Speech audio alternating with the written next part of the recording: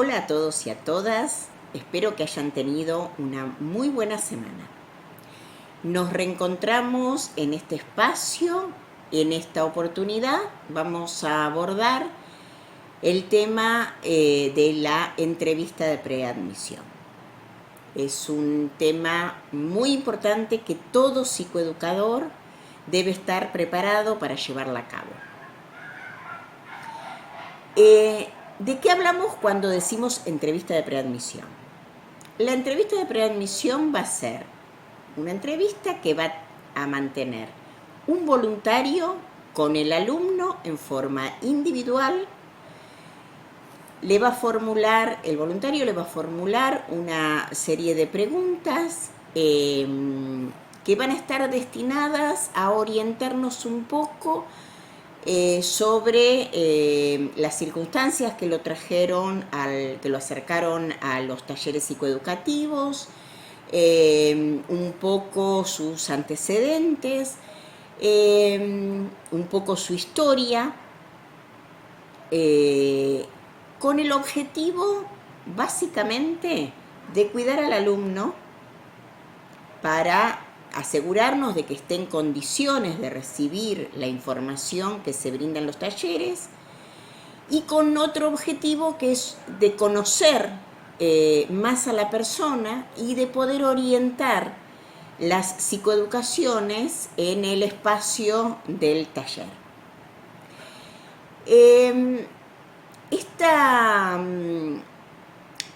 Esta entrevista tiene el mismo formato que tiene una entrevista diagnóstica.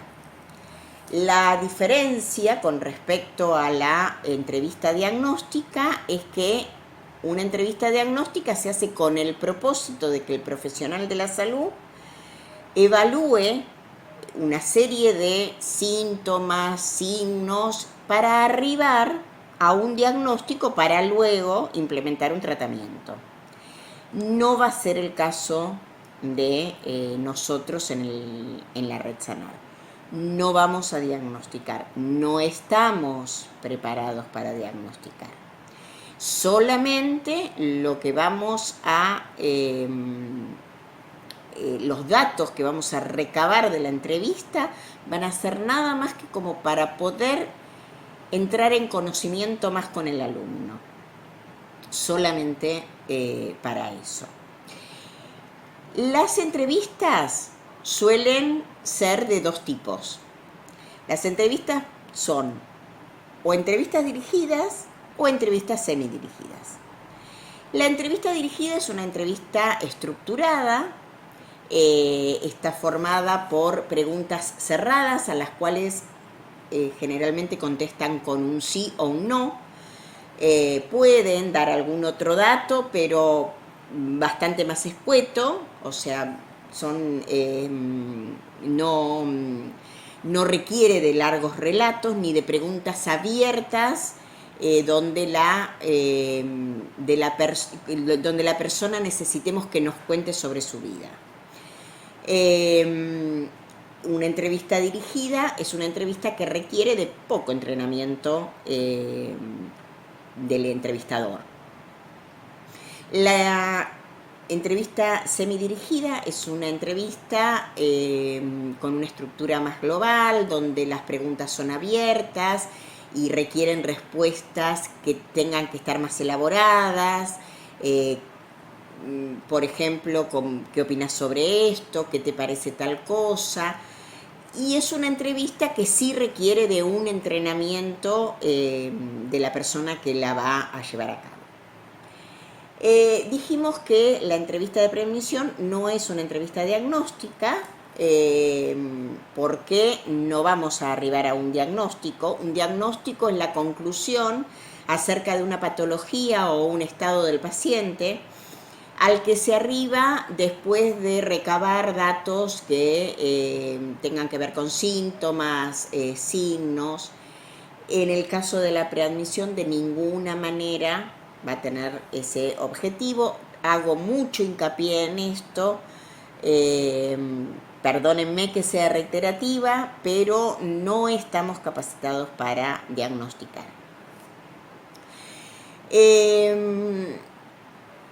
vamos a tener en cuenta algunas cuestiones a la hora de hacer esta evaluación. La razón principal por la que se acercó al nodo. Si tiene alguna sintomatología. Y en el caso de que tenga una sintomatología, cuándo empezaron, cuánto hace de estos síntomas, si está en tratamiento, si estuvo en tratamiento previamente.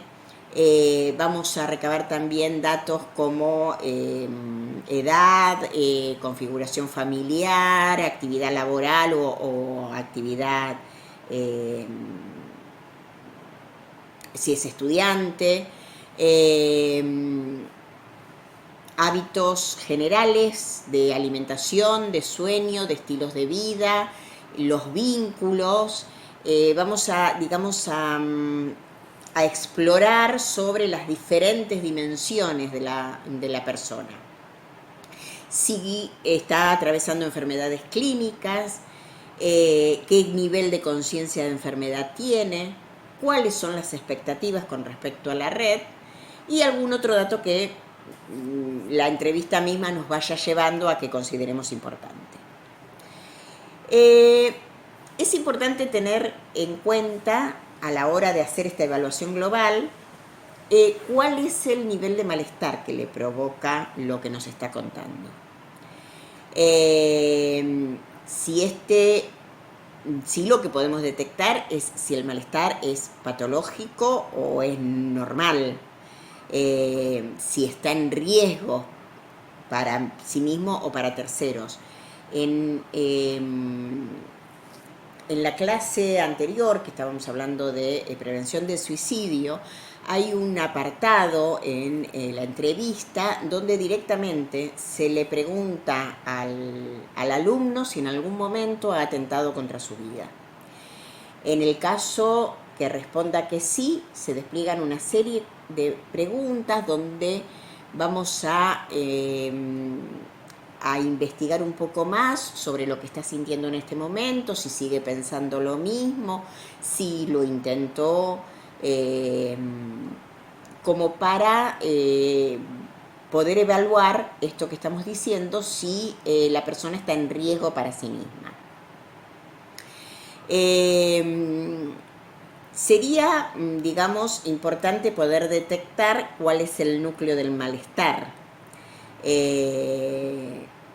Pero quizás esto sí tenga que ver un poco más con un entrenamiento y posiblemente cuando, no sé si los que están en el curso en algún momento van a poder hacerlo, el posgrado de psicopatología, ya ahí van a poder entender un poco más lo que es el núcleo del malestar.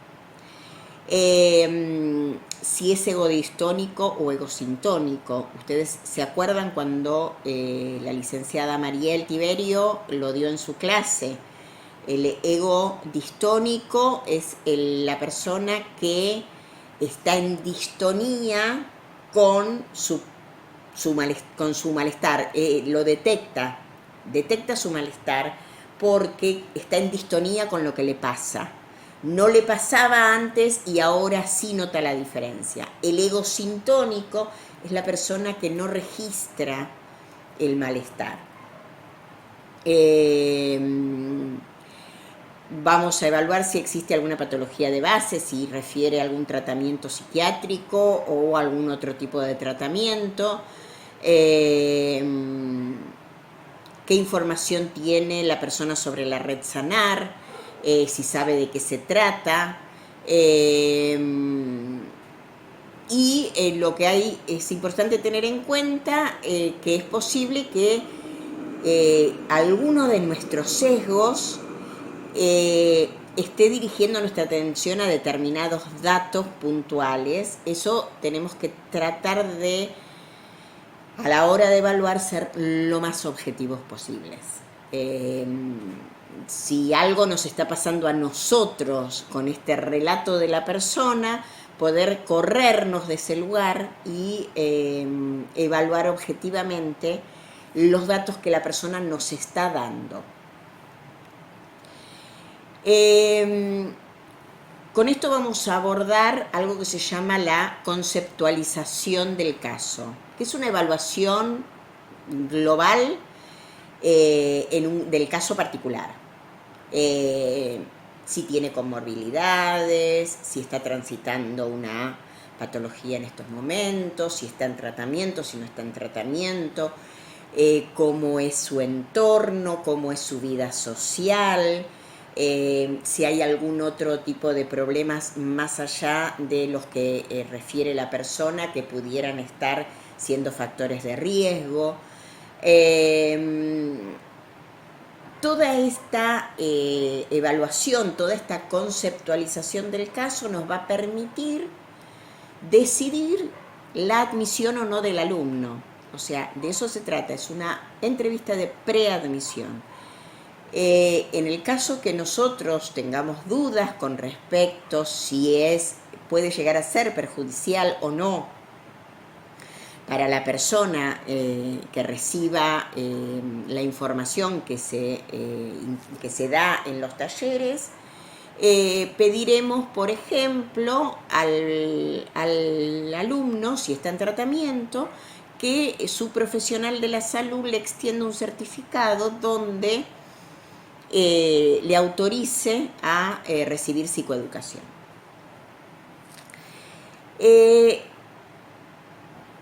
Básicamente, llevar a cabo la entrevista es algo sencillo, solamente tenemos que efectuar ciertas preguntas a las cuales nos contestarán en la mayor cantidad de casos con un sí o con un no, y en algunos casos hay como opciones. Las dificultades que se puedan presentar muchas veces tienen que ver con las patologías que puedan presentar las personas, con el estilo comunicacional del entrevistado, y algunas tendrán que ver con nuestros preconceptos, nuestros sesgos y nuestras historias personales. Vamos a hacer una breve reseña, más o menos, a continuación, de cuáles son estas dificultades a la hora de realizar una entrevista. Bueno, las dificultades de las que hablábamos pueden ser las siguientes. En primer lugar, un relato desorganizado. Esto suele darse en algunas patologías que la persona le cuesta mucho ir al grano de lo que realmente le pasa. No puede organizar su discurso y en estos casos, si el entrevistador no toma las riendas del asunto, no organiza bien el diagrama de las preguntas y limita un poco el discurso del entrevistado, corremos el riesgo de que la entrevista se dilate muchísimo y tarde una eternidad. Si bien es bastante controversial el tema de cuánto debe durar una entrevista, cuánto no debe durar, todo va a depender de las personas muy cancheras en entrevistas, dicen que no pueden durar más de media hora, 20 minutos, media hora. No vamos a ser tan estrictos de 20 minutos, pero vamos a apuntar a que cada vez tardemos menos en concretar una entrevista de preadmisión. Por lo general, en muchos nodos, la cantidad de voluntarios no siempre es la óptima, y la cantidad de alumnos sí es importante. Entonces, si queremos que en el transcurso del trimestre los alumnos que ingresan tengan todos sus entrevistas de preadmisión hechas, es importante limitar los tiempos, tanto en la dificultad del relato desorganizado como en la próxima dificultad que vamos a ver, que es la dificultad de verborragia. También hay patologías donde la persona está muy ansiosa y tiene mucha necesidad de contar y tiene dificultades para poder parar de hablar. A veces hasta ni siquiera podemos nosotros poner un bocadillo porque hablan, no paran. Las palabras les salen como a borbotones. Incluso a veces ni siquiera las terminan porque el pensamiento es mucho más rápido la manera que tienen de hablar. Y a veces es difícil encontrar el momento para cortarles, para explicarles de la importancia de que conteste a lo que nosotros le preguntamos en forma concreta.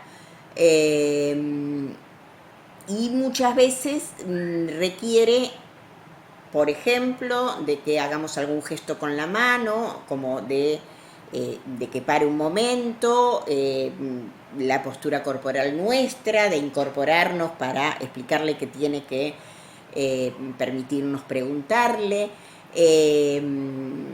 levantar un poco la voz. Podrían llegar a ser un poco, no gritar, pero elevar un poco la voz y pedirle permiso para hablar y explicarle de la importancia que tiene que se limite a responder lo que le preguntamos. Obviamente que esto requiere de entrenamiento. Al principio nos resulta bastante difícil, pero les puedo asegurar que con el tiempo uno logra un training como para poder limitar este tipo de situaciones. A veces lo que le pasa a la persona es que tiene dificultad para definir lo que le está pasando. En esos casos podemos utilizar metáforas, por ejemplo.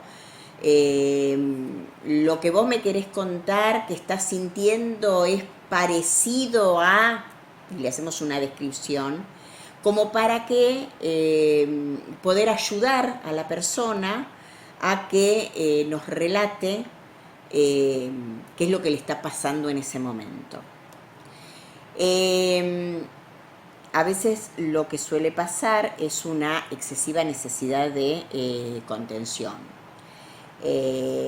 Cuando la persona asiste a las entrevistas con las emociones en carne viva o muy intensas, es posible que nos tentemos de querer contenerlas, el intento de brindarles contención y brindarles apoyo.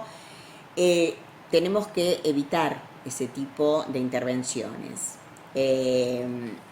Más bien vamos también a limitar el relato y vamos a hablarle de la importancia que es que responda a las preguntas en esta instancia, que es una instancia de evaluación, y que seguramente en el espacio del taller de admisión va a ser un espacio mucho más adecuado para que pueda hablar y manifestar su estado emocional y hablar de sus emociones en el espacio del taller.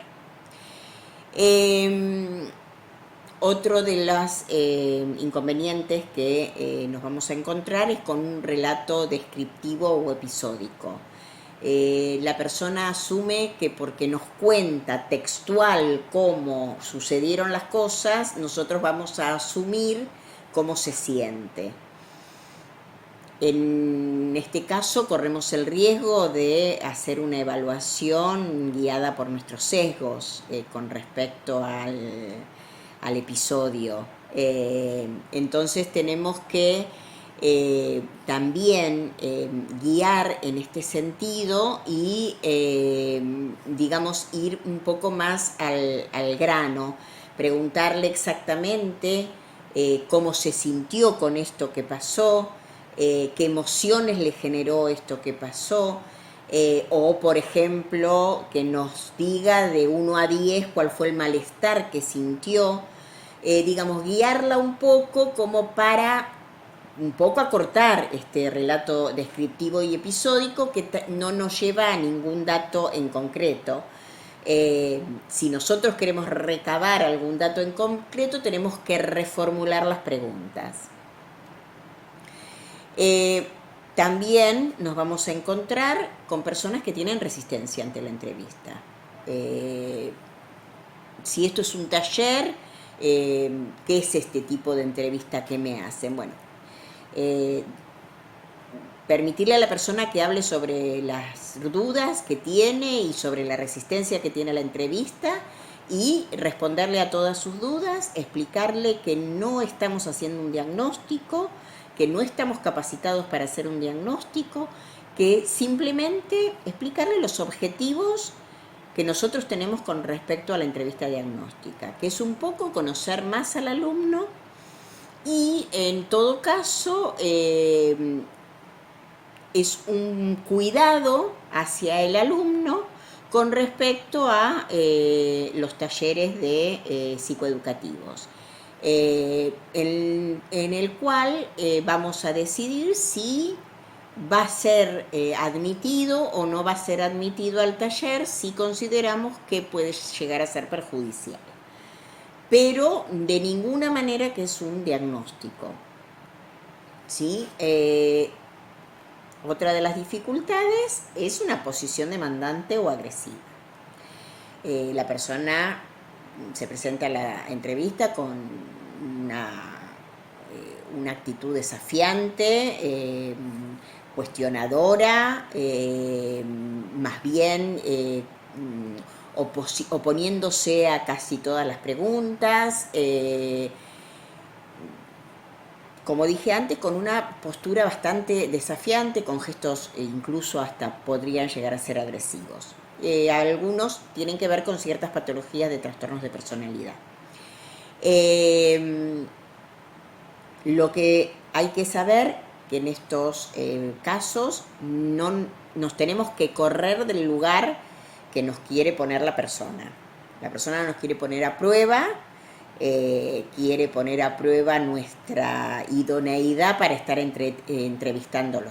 De ninguna manera nos tenemos que ni mostrar vulnerables ni mostrar soberbios. Simplemente, de la manera más amorosamente posible, nos tenemos que limitar a completar el cuestionario, pero corriéndonos de ese lugar donde nos quiere poner la persona, que por lo general es un lugar donde ellos están en un lugar superior al nuestro. Ni nosotros nos tenemos que poner en un lugar superior al de ellos, ni nos tenemos que dejar avasallar. Tenemos que desde una postura de igual a igual continuar con la entrevista hasta el final de la manera más adecuada posible. Y por último tenemos esos relatos muy impactantes y muy movilizadores. Muchísimas veces las cosas que nos cuenta el alumno nos impacta de una manera particular, porque nos sentimos vulnerables ante el relato o porque la situación que está relatando nos moviliza muy internamente. Si esto sucede y nos genera una carga de angustia, de la manera más asertiva posible, le deberemos informar a la persona que lo ideal será ser derivada a otro entrevistador. No vamos a decirle que es por una vulnerabilidad nuestra, sino que porque va a poder ser escuchada de una manera más adecuada por otro entrevistador, que lo ideal sería que pospongamos la entrevista para otro momento y nos corramos de esta entrevista. Si nos genera a nosotros un impacto muy fuerte. Y aparte hay que tener en cuenta que si en este relato uno logra entrever que hubo alguna situación de abuso o de agresión, deberemos informar a las instituciones y derivar inmediatamente a las instituciones adecuadas para básicamente evitar la revictimización de la persona.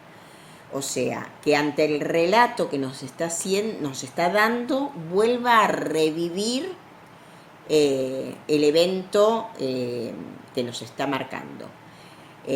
Lo que en estrés postraumático llamamos reviviscencias. Entonces, en los casos en que sospechemos abuso o que literalmente nos relaten situaciones de abuso o de agresión, deberemos derivarlo a quien corresponda. Estas son las situaciones que más o menos pueden surgir, digamos, las dificultades que pueden surgir en las entrevistas. Cualquier duda, estamos a disposición para responder el sábado todas las preguntas. Les mando un beso enorme, les agradezco la atención y hasta el próximo sábado.